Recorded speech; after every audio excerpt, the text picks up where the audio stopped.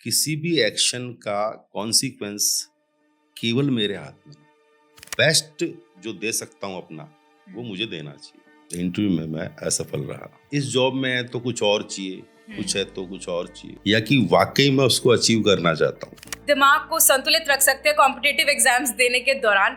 तो लिटरली मैंने 3 महीने में मेंस की सारी तैयारी कंप्लीट कर ली। पर हो सकता है कि आपसे बेस्ट कोई और कर रहा हो। मुझे केवल अपने कर्म पे फोकस करना, एक्शन पे फोकस करना। एग्जाम देने जाएंगे तो ये फियर आपको वहां भी परेशान करेगा। Hello guys, welcome back to our new podcast. मैं आपके साथ प्रिया बंसल। अगर आप अभी भी कंफ्यूज हैं कि अगर कॉम्पिटिटिव एग्जाम्स में कैसे एनरोल कर सकते हैं, किस तरीके से अपने एंड गोल को डिसाइड कर सकते हैं, या फिर अगर आप किसी कॉम्पिटिटिव एग्जाम्स को परस्यू करने की कोशिश कर रहे हैं तो आपके थॉट्स इतने ज़्यादा मैनिपुलेटिव कैसे हो रहे हैं, कैसे अपने थॉट्स को मेंटेन करके रख सकते हैं, समझा सकते हैं, कैसे अपने एंड गोल को डिसाइड कर सकते हैं, तो आज ये पॉडकास्ट आपके लिए काफ़ी ज़्यादा खास होने वाला है, क्योंकि आज हमारे साथ मौजूद है राजकुमार शर्मा जी। बहुत बहुत स्वागत है राजकुमार शर्मा जी आपका हमारे पॉडकास्ट में। Thank you so much for having me. Sir, इसी से शुरुआत करते हैं कि आप एक एजुकेशन काउंसलर भी है, ट्यूटर भी है, और साथ में आप साइकोलॉजिस्ट के तरीके से आप लोगों को बताते भी है कि किस तरीके से आप अपने दिमाग को संतुलित रख सकते हैं कॉम्पिटिटिव एग्जाम्स देने के दौरान। तो सर, सबसे पहले तो इसी पे बात करते हैं कि आपकी जर्नी की शुरुआत कैसे हुई। जर्नी की शुरुआत एक्चुअली मैं आपको बताऊं, मैं फिलोसफी बैकग्राउंड से हूं। ग्रेजुएशन में और पोस्ट ग्रेजुएशन में फिलोसफी मेरा सब्जेक्ट रहा है। उसके बाद मैंने पीएचडी किया उसमें, नेट जेआरएफ भी हूँ उसी में।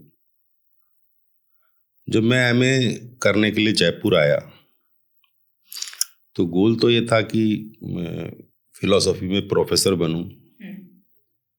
और फिलोसफी एक ऐसा सब्जेक्ट था जिसमें ज़्यादा वैकेंसीज नहीं हुआ करती थी जी। तो मैंने फिर भी 2 बार लेक्चरशिप का इंटरव्यू दिया, पर किस्मत को कुछ और मंजूर था कि मैं उस फील्ड में नहीं जा पाया। पर पोस्ट ग्रेजुएशन करने के बाद मैंने पढ़ाना स्टार्ट कर दिया था RSIS को, फिलोसफी। उस समय एक ऑप्शनल सब्जेक्ट के रूप में हुआ करता था ये। 97 में मैंने उसके लिए RS के लिए सिलेबस के अकॉर्डिंग एक बुक भी लिखी थी, फर्स्ट पेपर की, और सेकंड पेपर की 2002 में मैंने एक बुक लिखी। तो उस दौरान जो भी RS के एस्पिरेंट्स थे वो उसको पढ़ा करते थे, काफी चली हुई वो। इन बिटवीन जब लोग RS उस समय मैं पढ़ा भी रहा था तो मुझे भी लगा मुझे भी RS की तैयारी करनी चाहिए। तो मैंने भी RS का एग्जाम दिया। 2 बार इंटरव्यू तक गया मैं। इंटरव्यू में मैं असफल रहा। फिर मैंने आत्ममंथन किया कि कहाँ पर दिक्कत है, कुछ प्रॉब्लम है जिसके कारण मैं इसको अचीव नहीं कर पा रहा। तो पता चला कि मैं, जैसे हम गोल डिसाइड करते हैं तो उस गोल को हमने वैसे ही डिसाइड कर लिया रैंडमली, या कि वाकई मैं उसको अचीव करना चाहता हूँ। तो एक डिसीजन लेना होता है आदमी को। तो जब मैंने पहली बार डिसीजन लिया फर्मली कि मुझे इसको क्रैक करना है, तो लिटरली मैंने 3 महीने में मेंस की सारी तैयारी कंप्लीट कर ली। केवल 3 महीने में जो सिलेबस था उसको कंप्लीट करके मैंने 2003 वाला एग्जाम क्रैक किया। और आज मुझे 19 साल हो गए नौकरी करते हुए। वर्तमान में मैं डेप्यूटी कमिश्नर हूँ स्टेट GST डिपार्टमेंट में। और रिसेंटली ऐसा लगा कि वापस से एजुकेशन के फील्ड में आना चाहिए। 2012 तक मैंने RS के स्टूडेंट्स को पढ़ाया, पर इन 10-12 सालों में कुछ ऐसा लैकिंग सा लगा कि नौकरी कर तो रहे हैं पर शायद ये मेरा जोन नहीं है जिसका मेरा पैशन है। मेरा पैशन जो है फिलोसफी, टीचिंग, टीचिंग, कह सकते हैं, लेखन, राइटिंग। तो अभी रिसेंटली मैंने एक बुक भी लिखी एडवांस एडमिनिस्ट्रेटिव एथिक्स पे, जो RS के सिलेबस में एक पेपर का 1/3 पोर्शन है, लगभग 60-65 नंबर का उसमें से आता है। तो उसको लगभग 1.5 साल हो गया। तो वापस से उस फील्ड में जाने का अभी मुझे ऐसा लगता है कि बहुत सारे लोग अपने जीवन में कभी-कभार ऐसे गोल को भी अचीव कर लेते हैं, क्योंकि हम मेहनत करते हैं तो अचीव तो हो जाता है, पर फिर भी उससे खुश नहीं हो पाते। कहीं हैप्पीनेस की, सेटिस्फेक्शन की कमी रहती है। तो कमी सी मुझे लगती है अभी मुझे में। जैसे मैं आपको बताऊं कि हमारा जो ह्यूमन एग्जिस्टेंस है, उसके 3 मेन पार्ट, फिजिकल, मेंटल और इमोशनल। अभी हम देखेंगे कुछ लोग शरीर से काम करते हैं, जैसे ज्यादातर लोग काम कर रहे हैं तो उसमें शरीर का इस्तेमाल ज्यादा होता है, जैसे मजदूर हैं और कोई कारीगर हैं और इस टाइप के, जहाँ पे फिजिकल लेबर ज्यादा है, तो वहाँ दिमाग का कम यूज होता है। कुछ ऐसे जॉब्स हैं जहाँ पे दिमाग का ज्यादा यूज हो रहा है पर शरीर का कम यूज हो रहा है। पर ज्यादातर केसेस में आप देखेंगे अभी कि अभी एक जो माहौल है ना कि डिससेटिस्फेक्शन है, अनसेटिस्फाइड है लाइफ से, इस जॉब में है तो कुछ और चाहिए, कुछ है तो कुछ और चाहिए। उसको जब हम तलाश करते हैं कि क्या कमी है, तो मुझे लगता है कि एक चीज है दिल, वो जुड़ा नहीं होता उससे। बहुत सारे लोग शरीर से और दिमाग से काम कर रहे हैं, कुछ ज्यादा दिमाग से और शरीर से काम कर रहे हैं, पर उसके साथ दिल जुड़ा हुआ नहीं होता। किसी भी सेक्टर में आप उठा के देखेंगे तो वो लोग टॉप पर हैं जिनके ये तीनों की तीनों अलाइन है, जिन्होंने अपना वहां शरीर भी लगाया, दिमाग भी लगाया और दिल भी लगाया। इसके माध्यम से मैं जो कहना चाह रहा हूं कि कोई भी गोल हम जब डिसाइड करें तो हम ये चेक करें पहले कि मेरा एक्चुअल एप्टीट्यूड क्या है। मैं पढ़ाता हूँ एथिक्स पढ़ाता हूँ, तो उसमें साइकोलॉजी का एक पार्ट आता है जिसमें हम एप्टीट्यूड की, एटीट्यूड की, बिहेवियर की चर्चा करते हैं। तो उसमें एक एप्टीट्यूड होता है। एप्टीट्यूड वो होता है जो आपको जन्मजात रूप से कुछ ऐसा कैपेबिलिटीज, एबिलिटीज मिलती हैं जो इस प्रकृति ने, इस ब्रह्मांड ने आपको देकर भेजी है। यदि आप उस एप्टीट्यूड के साथ आए और अकॉर्डिंगली ही आपने उस एप्टीट्यूड के अकॉर्डिंग ही मेहनत की, या वो अलाइन हो गया आपके, तो आप उस दिशा में इतना बेटर करेंगे कि आप उस सेक्टर की टॉप पोजीशन पे चले जाएंगे। कारण क्या होता है कि आपका जो इमोशनल पार्ट है वो उस एप्टीट्यूड के साथ जुड़ा हुआ होता है। जो सराउंडिंग्स से हमें मिलता है सोसाइटी से, उससे बनता है हमारा एटीट्यूड। तो जब हमारा एप्टीट्यूड और एटीट्यूड अलाइन नहीं होता तो हमारे अंदर अपने आप में एक तनाव, एक टेंशन बनी रहती है। हम एटीट्यूड डेवलप करके कुछ पा तो लेंगे, मेहनत करके पालेंगे, अपना दिमाग यूज करके पालेंगे, पर हम यदि एप्टीट्यूड से अलाइन नहीं है तो हम सेटिस्फाई नहीं होंगे, हमें हैप्पीनेस नहीं मिलेगी उस जॉब में। तो जो भी व्यक्ति प्रतियोगी परीक्षाओं की तैयारी करते हैं,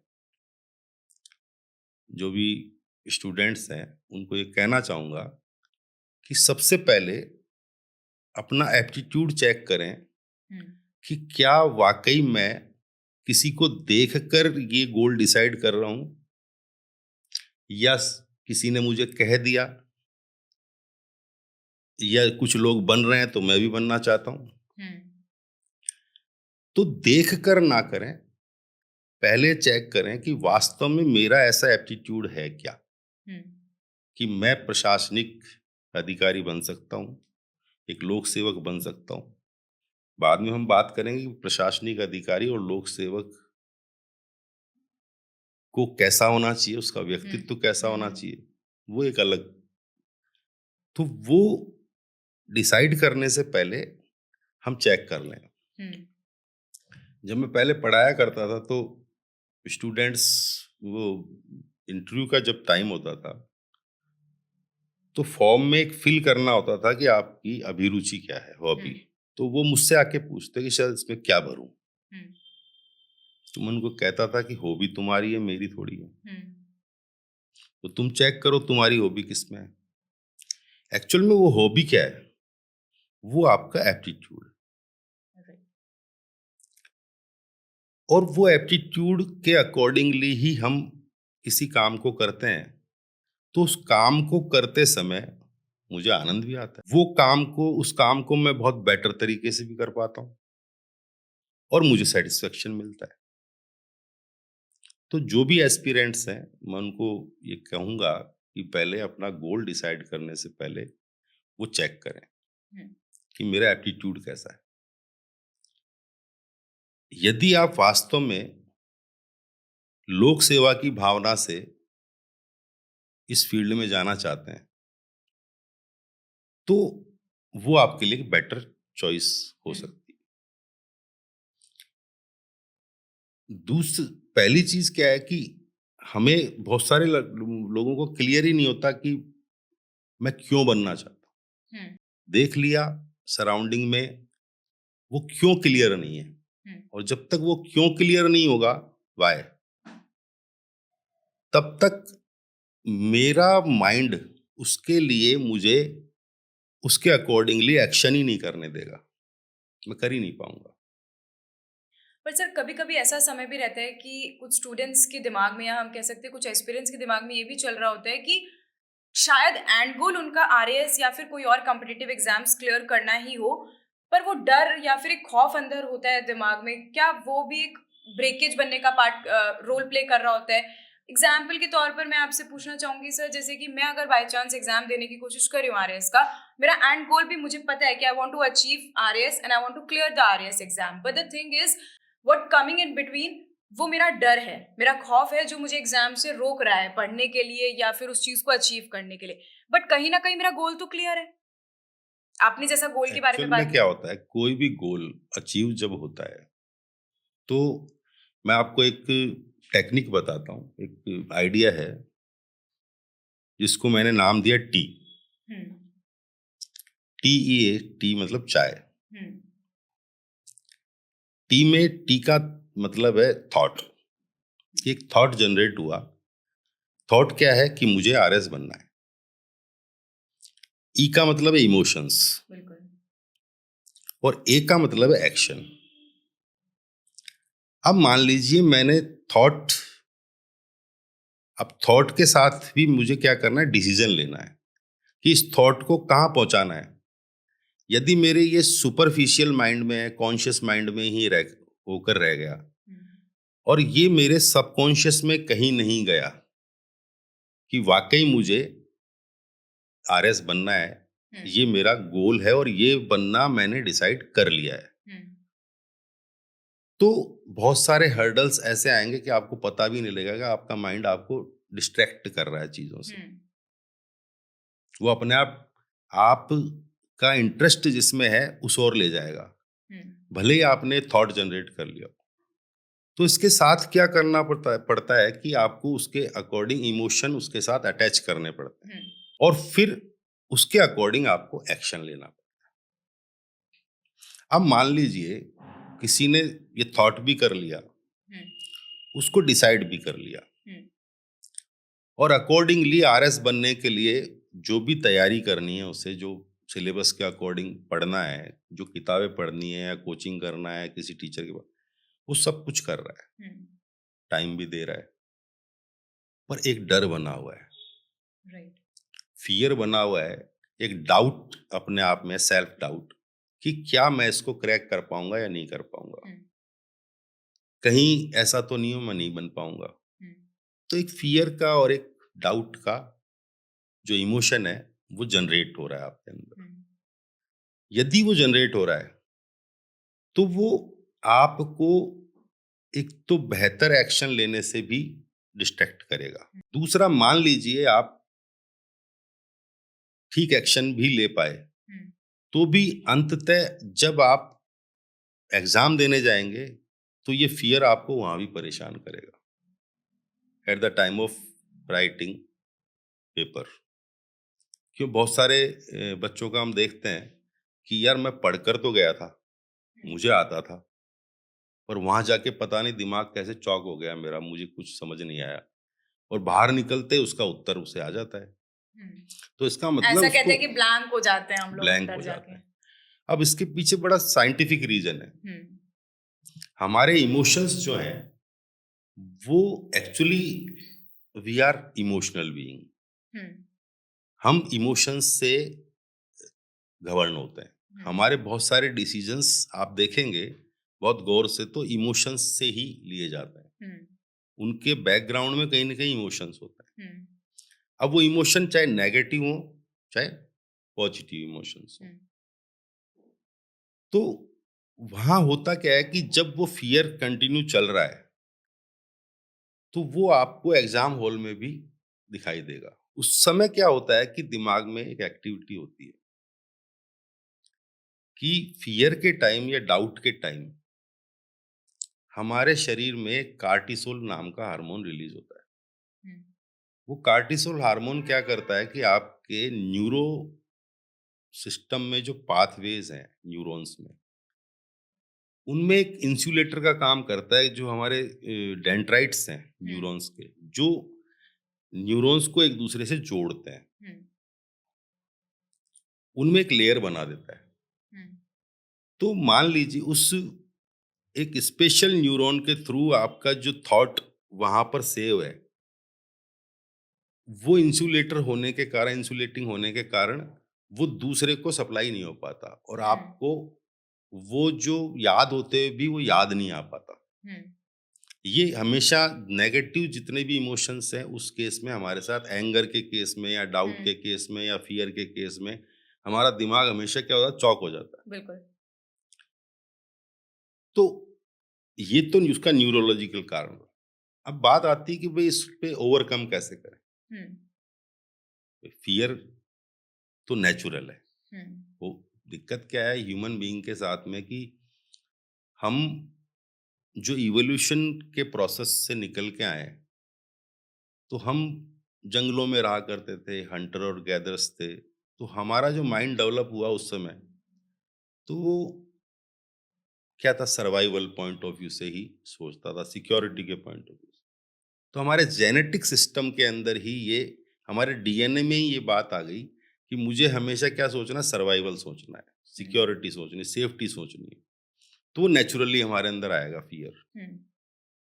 पर अब क्या किया हमने इस फियर को, अब चूंकि सर्वाइवल पॉइंट ऑफ व्यू से हम देखें तो मुझे आज इस बात का डर नहीं है कि मैं जंगल में रहता हूँ, मुझे कोई शेर का खतरा है या बाघ का खतरा है या कोई प्राकृतिक आपदा आ जाएगी उसका खतरा है, वो खतरे कम हो गए।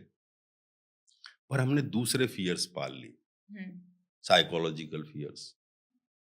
ये ऐसा नहीं हुआ तो क्या होगा, यदि मैं नहीं बना तो मेरी ये बदनामी हो जाएगी, या लोग क्या कहेंगे।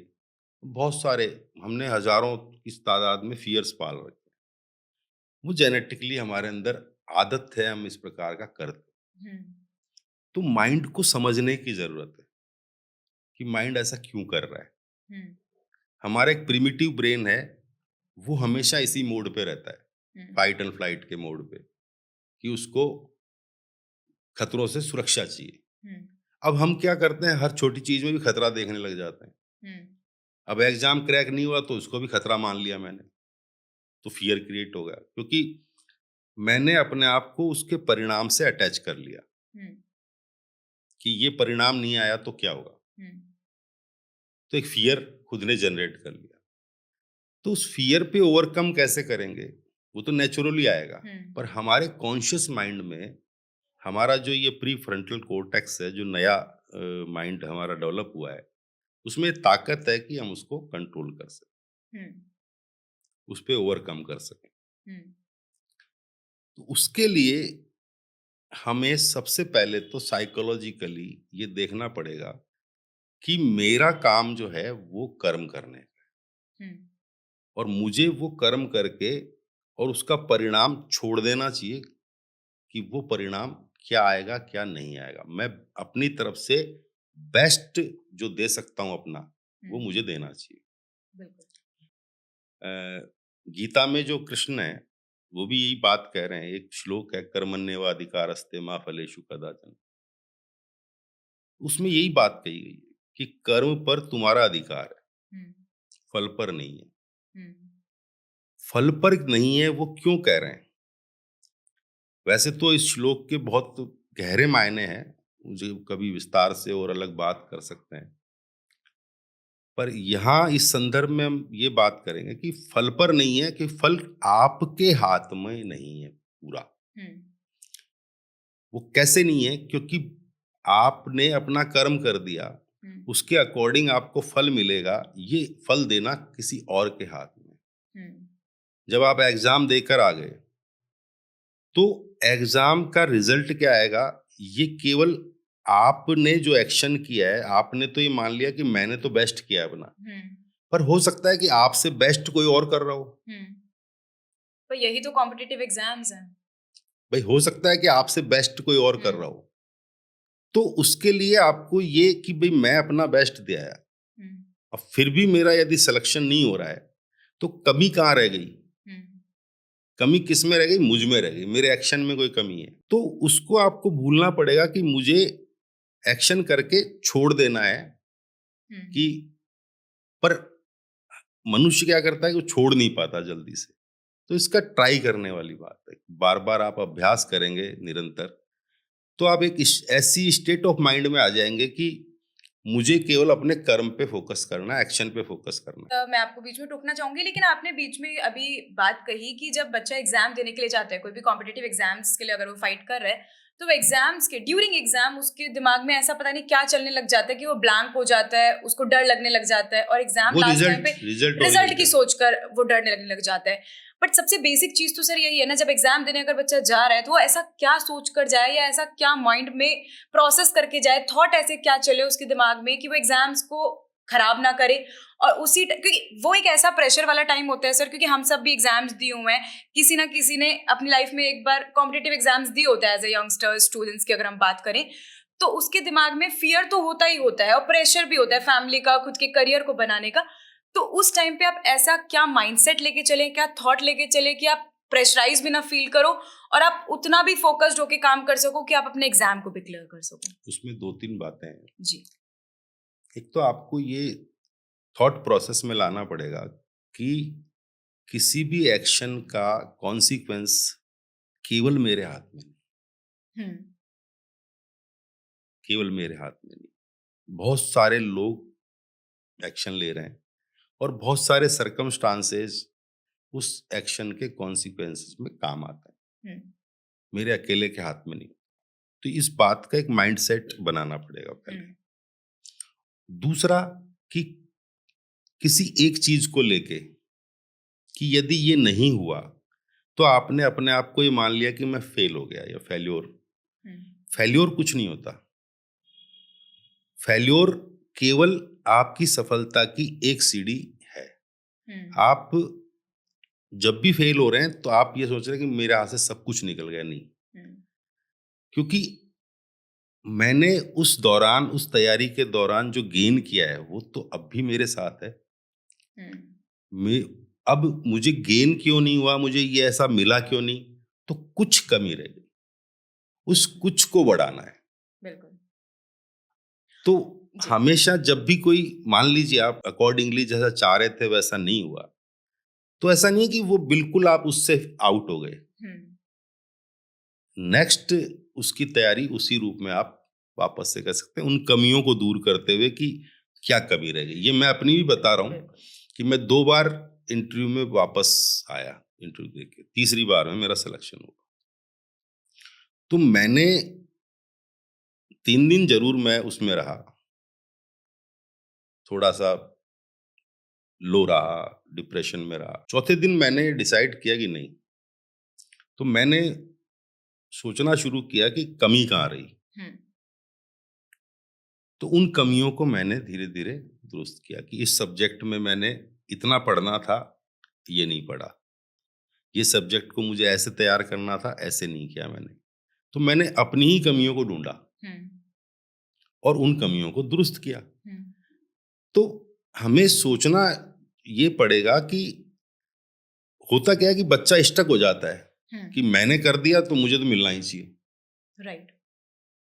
उसको ये मानना पड़ेगा कि बहुत सारा आपको कोई भी चीज का परिणाम देने के लिए, फल देने के लिए एक सिस्टम लगा हुआ है पूरा, और उस सिस्टम के आप एक पार्ट हो। तो हो सकता है कि आपसे बेहतर कोई कर गया तो उसको मिले, तो नेक्स्ट टाइम आप उससे बेहतर करें। अब रही बात कि ये फियर कैसे दूर हो, तो सबसे पहले तो जब आप तैयारी कर रहे हैं उस दौरान ही धीरे धीरे अभ्यास के द्वारा इस फियर पे ओवरकम करते चलें, ताकि ये उस समय उत्पन्न ही नहीं हो, धीरे धीरे। अब इनकेस वहां भी होता है तो बहुत सारी योग की, प्राणायाम की, ब्रीदिंग की टेक्निक्स हैं जो इंस्टेंटली आपके उस फियर को कम कर देती है।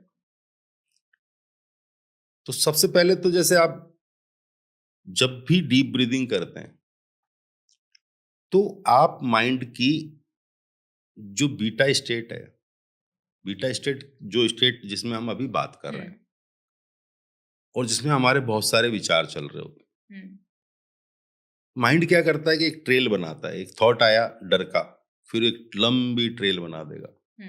उसको रोकने के लिए क्या करेंगे, तो कुछ ब्रीदिंग टेक्निक्स हैं, उनको आप डेली रूटीन में लाते हैं तो धीरे धीरे धीरे धीरे आप में वो फियर कम होने लगता है।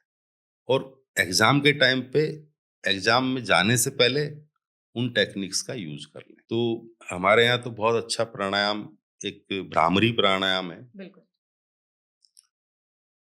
जो क्या करता है कि आपके सबसे पहले तो लेफ्ट और राइट ब्रेन को सिंक्रोनाइज कर देता है, दोनों को। तो आपके पैरेलली एग्जाम के टाइम पे लेजर फोकस हो जाता है। जैसे फोकस डिस्ट्रैक्ट है, कभी कुछ आ रहा है कभी कुछ आ रहा है, तो वो लेजर फोकस कर देगा। अब लेजर फोकस जब हो गया आपका तो नेचुरली आपका दूसरी चीज से ध्यान हट जाएगा। तो भ्रामरी प्राणायाम। दूसरा डीप ब्रीदिंग है। तो डीप ब्रीदिंग में क्या करते हैं कि जैसे आपने 5 सेकंड के लिए इनहेल किया और 5 सेकंड में धीरे धीरे एक्सहेल किया। इसको आप 15-20 बार एग्जाम देने से पहले करें। तो उस समय क्या होगा कि ब्रेन आपका जो विचार चल रहे हैं उल्टे सीधे फियर के, वो कम हो जाएंगे आप। तो इन टेक्निक्स को भी यूज कर सकते हैं, उस समय भी कर सकते हैं, और प्रारंभ से जब से तैयारी कर रहे हैं तब से भी उसको यूज में ले सकते हैं। इस प्रकार से फियर पे ओवरकम कर सकते हैं। सर, आरएएस एग्जाम एक one of the toughest exams में कंसिडर किया जाता है। सिलेबस भी काफी वास्ट होता है। स्टूडेंट्स कैसे अपने टाइम को मैनेज करके चल सकता है, क्योंकि काफी चीजें होती हैं, हर सब्जेक्ट को भी समय देना होता है, अपने आप को भी समय देना होता है। चलिए, आप अपने फ्रेंड्स और फैमिली को समय नहीं दे पा रहे क्योंकि वो आपका टफ टाइम भी चल रहा होता है, आप एग्जाम्स में उतना बिजी होते हो।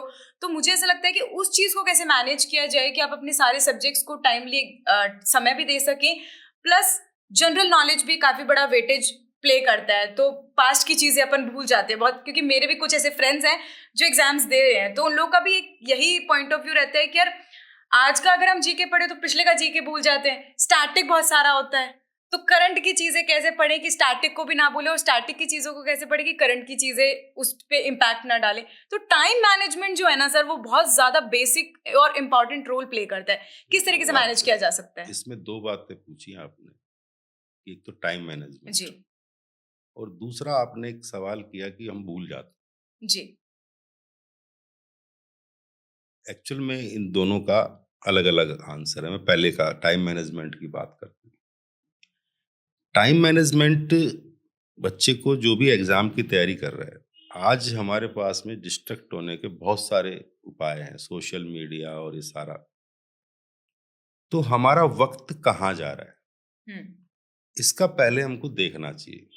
उसको सुबह उठे तब से लेके और शाम को रात तक उसका कितना समय किस चीज में गया, उसकी एक डायरी मेंटेन करें। और शाम को सोते वक्त देखे कि मैंने अपना जो गोल डिसाइड किया है, हम्म, उस गोल के लिए मैंने पूरे दिन में कितना टाइम दिया है, हम्म, कितना क्वालिटी टाइम दिया। अब ये होता क्यों है कि मैंने पहले भी ये कहा कि आपने गोल का डिसीजन, जो गोल आपने सेट किया वो आप पाना चाहते हैं, ये आप फर्मली डिसीजन ले चुके हैं। हम्म, यदि आप ये डिसीजन ले चुके हैं तो आपका माइंड अपने आप आपका टाइम को क्या करेगा, आपको फोकस कराएगा वहां पे हम्म, कि मुझे पढ़ना है, यार टाइम वेस्ट हो रहा है मेरा, हम्म, मुझे गपशप नहीं करनी, या हम्म, मुझे सोशल मीडिया पे नहीं जाना। होता क्या है कि मैंने अभी तक अपने गोल को अपने लिए इम्पोर्टेंट माना ही नहीं, हम्म, इसीलिए मैं डिस्ट्रैक्ट होता हूँ। हम्म, क्योंकि जब हम इम्पोर्टेंट मान लेते हैं किसी काम को, तो हम सबसे ज्यादा टाइम किसको देते हैं? उसी चीज को। उसी चीज को। हम्म, पर मैं उसको टाइम नहीं दे रहा, या मेरा टाइम सोशल मीडिया में या कहीं और जा रहा है, दोस्तों से गपशप में जा रहा है, या सोशल कोई मुझे रिलेशनशिप निभानी है उसमें जा रहा है, तो इसका मतलब मेरे लिए अभी तक वो मेरा गोल इम्पोर्टेंट नहीं बना, हम्म, मेरी वो प्रायोरिटी नहीं है। हम्म, मेरी प्रायोरिटी क्या बन रही है? मैं वैल्यू किसको देता हूँ कि मुझे साहब इंस्टाग्राम देखना है, मुझे फेसबुक चेक करना है, मुझे टेलीग्राम पे कुछ करना है, ये, या यूट्यूब पे मुझे ये वीडियो देखना है या पिक्चर देख। तो अभी तक मेरी इंपॉर्टेंस उस बात पे है। तो मुझे जैसे ही मैं अपने उस गोल को इम्पोर्टेंट बनाता हूँ अपने जीवन के लिए, कि ये इम्पोर्टेंट है, इसके बिना कुछ नहीं है, हम्म, तो धीरे धीरे अपने आप ही आप का टाइम आप उसको देने लग जाएंगे जो है इम्पोर्टेंट। ये हमारा दिमाग जो है वैल्यू प्रायोरिटी करता है। हम्म, हम सोच लिया कि मुझे आरएस बनना है, आरएस बनना है, सोचने से नहीं होगा, आपने उसको इम्पोर्टेंस दी है क्या, उसी से होगा। नहीं तो आप क्या करेंगे कि एक केमिकल रिलीज होता है हमारे मस्तिष्क में, हम्म, डोपामाइन। हम्म, डोपामाइन हाइक जो होता है, उसके कारण क्या होता है, कोई हमारा एक हैबिट लग गई, एडिक्शन लग गया, तो मुझे सोशल मीडिया देखने में क्या आ रहा है, मजा आ रहा है, रील्स देखने में मजा आ रहा है, तो मुझे पता ही नहीं लगेगा कि वो टाइम कब निकल गया, क्योंकि डोपामाइन मेरा क्या स्पाइक मिल रहा है मुझे उससे, हम्म, और मुझे अच्छा लगा। पर बाद में महसूस होता है कि यार मैंने इतना टाइम इस सोशल मीडिया पे खराब कर दिया। हम्म, जब आपका डोपामिन हम्म, आपके गोल के कारण जो आप एक्शन ले रहे हैं उससे रिलीज होने लग जाए, जैसे पढ़ने से हम्म, आपको अच्छा लगने लग जाए कि यार 3 घंटे 4 घंटे में पढ़ा, मुझे अब अच्छा लग रहा है, हम्म, उससे डोपामिन रिलीज होना चाहिए, हम्म, न कि इस बात से रिलीज होना चाहिए कि आप ओके कर। तो एक्चुअली बच्चे को देखना पड़ेगा कि सुबह से शाम तक मेरा समय किस में जा रहा है, और मैं किसको इम्पोर्टेंस दे रहा हूँ, हम्म, पहली चीज। तो अपने आप वो टाइम मैनेजमेंट उसका होता चला जाएगा, हम्म, और वो ज्यादा से ज्यादा समय अपने गोल के अचीव के लिए जो एक्शन लेने हैं उसको, जो पढ़ाई करनी है, जो करना है उसको दे पाएगा। माइंड को समझने, सारा गेम जो चल रहा है वो हमारे माइंड से चल रहा है। हम्म, अब हमको माइंड को समझने की जरूरत है, माइंड किस प्रकार के केमिकल लोचे कर रहा है। बिल्कुल। सर, कभी कभी ऐसा समय भी होता है कि आपका गोल, आपने कहा कि आप अपने गोल को डिसाइड करते हो, बट कुछ बच्चे ऐसे भी होते हैं जो अपनी फैमिली के गोल को अपना गोल समझ के आगे बढ़ रहे होते हैं। कितना सही है? कर सकते हैं, बट सर, डिपेंड एंड गोल करता तो है आपका कि, खुद का नहीं है वो। नहीं, आपका गोल नहीं है, ये अलग बात है, पर आपने यदि फैमिली के गोल को पूरा करना ही अपना गोल बना लिया कि मुझे तो अपने माँ बाप का जो ड्रीम है उसको पूरा करना है, तो यदि आप अपने माँ बाप के ड्रीम को पूरा करने के लिए कर रहे हैं, तो आपके लिए वैल्यू प्रायोरिटी क्या है? माँ बाप की इच्छा जो है वो सर्वोपरि है, और वो मेरे लिए इम्पोर्टेंट है। तो कुछ लोग ऐसा भी करते हैं, हम्म, पर ज्यादातर जो मैं जो सजेस्ट करना चाहूंगा, हम्म, क्योंकि ये मेरा अनुभव है जीवन का, कि आपको जो अपना एप्टीट्यूड है हम्म उसके अकॉर्डिंग ही कोशिश करनी चाहिए कि वो डिसाइड करें। हम्म और उसमें दिक्कत क्या आती है, आजकल एक दिक्कत है कि हमारा जो सर्वाइवल है वो हम्म बड़ा टिपिकल हो गया, बड़ा जटिल हो गया। तो मेरा एप्टीट्यूड तो कहता है कि मैं संगीत के क्षेत्र में जाऊं, हम्म या मैं कोई आर्टिस्ट बनूं, या मैं पेंटिंग करूं, या मैं फोटोग्राफर बनूं। हम्म तो एप्टीट्यूड तो कुछ और कह रहा है, पर उस फील्ड के अंदर एवेन्यूज नहीं है। हम्म भाई आपको जीवन जीने के लिए जो मनी चाहिए वो भी उस फील्ड से क्या आप ले पाएंगे, हम्म क्या आप कमा पाएंगे, ये भी सोचना आवश्यक है। तो ये दोनों बातों को मैच करके डिसीजन लें और कोशिश करें कि जो आपका एप्टीट्यूड है, तो नेचुरली मुझे आज लगता है कि बहुत सारे एवेन्यूज नए खुल गए हैं जब से जो डिजिटल मीडिया और हम्म प्लेटफॉर्म्स आए हैं। तो अब जिन एवेन्यूज में हमें पहले जॉब्स नहीं थे, करियर नहीं था, अब वहां भी है। तो कोशिश कर सकते हैं कि उसके अकॉर्डिंगली हम डिसाइड करें। जहां तक आपने पूछा कि माँ बाप के अकॉर्डिंग करने वाला, तो मान लीजिए उसको अपना एप्टीट्यूड ही समझ में नहीं आ रहा, उसको तो लगता है कि भाई माँ बाप की जो इच्छा है सर्वोपरि है और उसके हम्म अकॉर्डिंग मुझे करना चाहिए, तो उसको जाना चाहिए उसके साथ में। हम्म उससे उसको एक ट्रिगर मिलेगा। मैंने जो पहले कहा कि वाई, मैं क्यों हम्म बनना चाहता हूँ, वो क्यों क्लियर होना चाहिए। हम्म क्या बनना चाहता हूँ वो क्लियर और होना क्यों चाहिए। बनना चाहता हूँ। और एक ये बड़ा क्लियर होना चाहिए, क्योंकि टाइम मैनेजमेंट से रिलेटेड बात है, हम्म कि मैं कब बनना चाहता हूँ।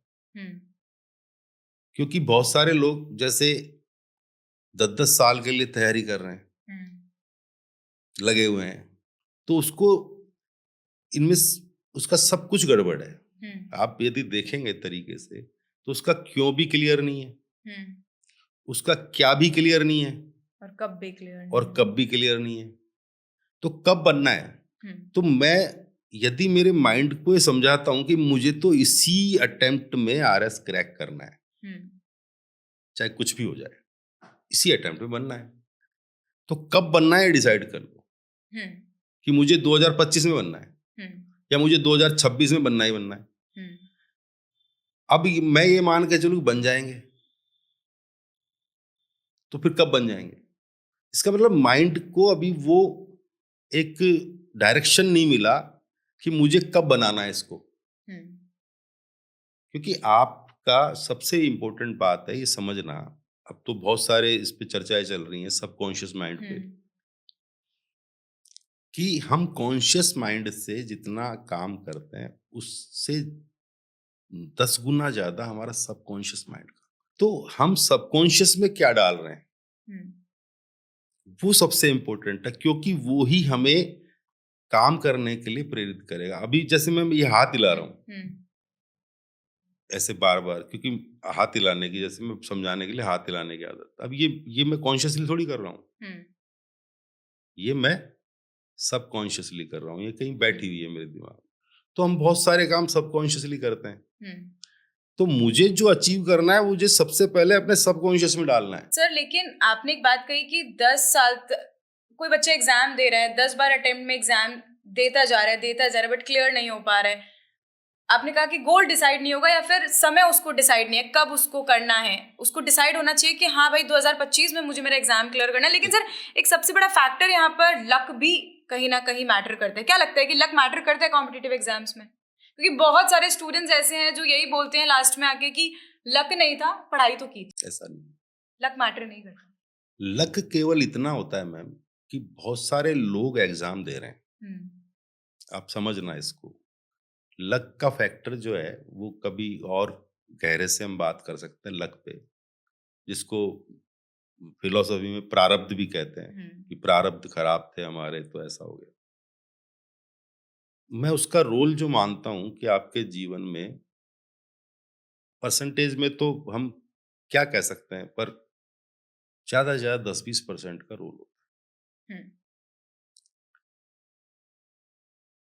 आपने 5 बार एग्जाम दिया, हम्म 5 बार पूरी तैयारी की ढंग से, हम्म फिर भी आपका सिलेक्शन नहीं हो रहा है और आपने कहा कि मैं लक को, तो इसमें दो फैक्टर है कि या तो आपकी तैयारी में कहीं ना कहीं अभी तक भी कोई कमी है कि आप 5 बार में भी उसको क्रैक नहीं कर पा रहे, या मान लेते हैं उसकी तैयारी एकदम परफेक्ट तैयारी थी। तो जो एग्जाम देने वाले हैं वो कितने लोग हैं? लाखों की तादाद। आरएस में अभी 7 लाख लोगों ने प्री दिया है। अब आने वाले मतलब जैसे ही इसका रिजल्ट आएगा तो 15 गुना के करीब वो पास करेंगे, इतनी पोस्ट है उसके अकॉर्डिंग, तो भी अच्छी खासी संख्या रहने वाली है। अब वो कौन लोग हैं जो टॉप लोग हैं, उनसे आपको compete करना है, फिर एग्जाम होगा। तो हो सकता है कि वो जितने भी लोग हैं जिनका सिलेक्शन होना है वो मुझसे बेटर हो, वो मुझसे बेटर हो। ये मुझे कैसे पता लगेगा वो बेटर नहीं है, या मैं ही बेटर हूं या मैं बेस्ट हूं? नहीं लग सकता ना, क्योंकि इतने सारे लोग हैं, उनको न तो मैं जानता हूं वो किस टाइप से पढ़ रहे हैं, क्या एक्शंस ले रहे हैं, किस टाइप से तैयारी कर रहे हैं, और वो क्या करके आए एग्जाम में, इसका मुझे पता नहीं। हम मान लेते हैं कि वो मुझसे बेस्ट करके आए, तो फिर क्या मेरा सिलेक्शन होगा? तो मेरा लक गड़बड़ था या मेरा कर्म में गड़बड़ थी? आपके उतने पढ़ाई आपने नहीं की, कहीं ना कहीं आपके क्योंकि वो हम ये भी नहीं कह सकते कि वो जिन लोगों का सिलेक्शन हुआ है वो भी तो कर्म करके ही जा रहे हैं ना। उन्होंने आपसे बेटर किया होगा तभी तो उसको मिला। तो मेरे कर्म में कुछ थोड़ी सी कमी रह गई, इसको हम लक का नाम दे देते हैं कि मेरा लक खराब था। लक, बिल्कुल। लक जो चीज होती है ना, वो मैं आपको दूसरे तरीके से बताऊं कि यदि जो भी सुन रहे हैं मुझे, यदि कोई पूर्व जन्म में विश्वास करता है तो हमारे कुछ पूर्व जन्म के जो कर्म हैं, उनके कुछ संस्कार हम अपने सबकॉन्शियस माइंड में लेकर आते हैं। उन कर्मों का फल आपको आपके जीवन में कहीं ना कहीं किसी न किसी अवसर पर देखने को मिलेगा। ये सबके साथ हो। और मैं इसका उदाहरण बताता हूं कि आप खुद जब भी अपने जीवन को देखेंगे तो आपको कुछ इंसिडेंट्स ऐसे मिलेंगे जिनके बारे में आपने न तो कभी सपने में सोचा था, न कभी दिमाग में आपने उस पर विचार किया था, पर फिर भी वो आपके साथ घट गए। क्यों यार, ऐसा क्यों हुआ? कुछ इंसिडेंट्स ऐसे होंगे, वो बताते हैं कि कुछ ऐसा है जो आपको ऐसा आपके साथ होने के लिए बाधित कर रहा है, प्रेशर कर रहा है। वो प्रारब्ध है।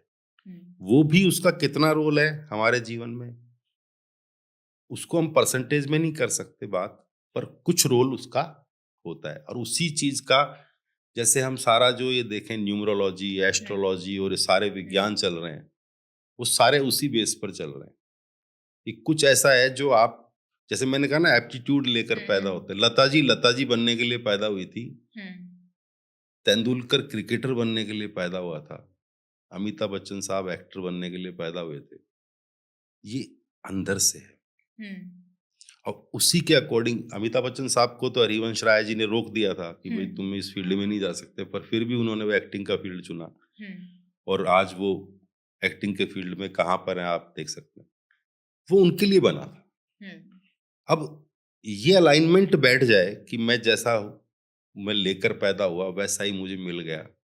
बस ये अलाइनमेंट पैसे पता लगेगा कि मुझे कॉम्पिटिटिव एग्जाम्स के लिए बनाया गया है। I am for civil service. ये अपने आप को टटोल कर देखना पड़ेगा आपको कि केवल दूसरों के देखने से नहीं करना है। देखो मैं बताऊं कि आज हम देखें तो जो स्टेट है हमारा, सरकार है, वो एक ऐसा लोक सेवक चाहती है जिसमें इंटीग्रिटी हो, ऑनेस्टी हो, ट्रांसपेरेंसी हो, लीडरशिप की क्वालिटी हो, तो बहुत सारी ऐसी चीजें उसमें कैरेक्टरिस्टिक्स और वो होने चाहिए।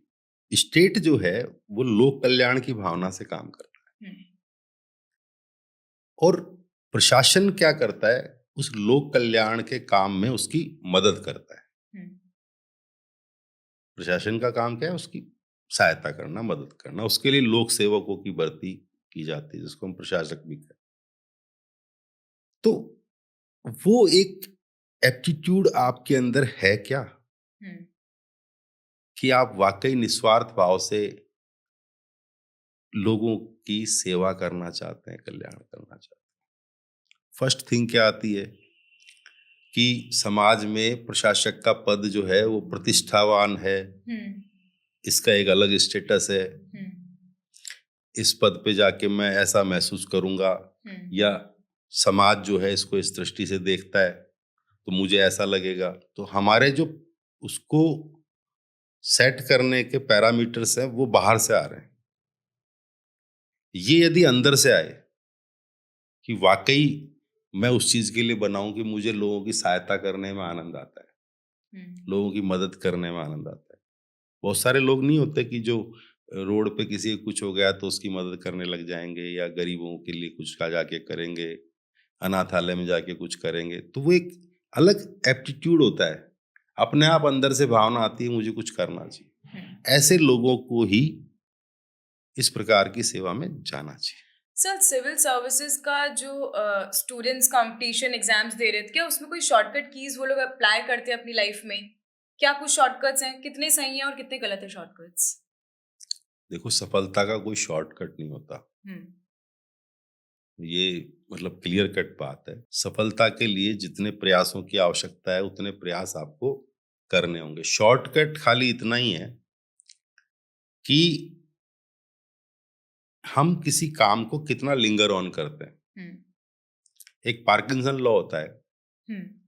पार्किंसन लॉ क्या कहता है कि जिस काम को आप 30 घंटे में करते हो, उस काम को आप 3 घंटे में भी कर सकते थे। क्यों? कारण क्या है कि 30 घंटे में जो आपने काम किया उस पर आपका फोकस ही नहीं था पूरी तरह से, आपने टुकड़ों में फोकस किया उस पर। यदि आप उसी फोकस को लेजर फोकस कर देते हैं तो उसी काम को आप 3 घंटे में निपटा देते हैं। हमारे यहाँ कभी ऐसा होता है, जैसे नौकरी में कभी कभार ऐसे अवसर आते हैं, कोई फाइल पड़ी है तो हम उसको जैसे आसानी से भी कर देते हैं। कभी ये होता है कि ऊपर से किसी अधिकारी ने कहा इस फाइल को 1 घंटे में करके लाओ तैयार, तो वही फाइल जो 2 दिन में तैयार हो रही थी वो 1 घंटे में भी तैयार हो जाती।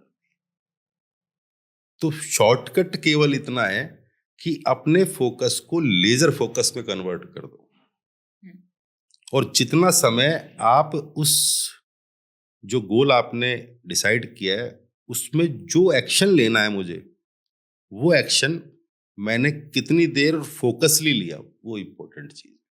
सर, समय अपने पास कुछ थोड़ा ज़्यादा नहीं है, लेकिन तो आखिरी प्रश्न मैं आपसे लेना चाहती हूँ कि आरएएस एग्जाम के लिए कोई एस्पिरेंट्स अगर देख रहा है तो वो किस तरीके से तैयारी कर सकता है? क्या कुछ रूल्स हैं, क्या कुछ प्रोसीजर है वो फॉलो कर सकता है अपनी पढ़ाई को लेकर? पढ़ाई को लेकर तो यही है कि जैसे अब गोल तो डिसाइड कर ही चुके हैं, जैसे तो सबसे पहले तो जो अकॉर्डिंगली जो सिलेबस है उसके लिए जो बेस्ट बुक्स हैं, क्योंकि शॉर्टकट नहीं करें।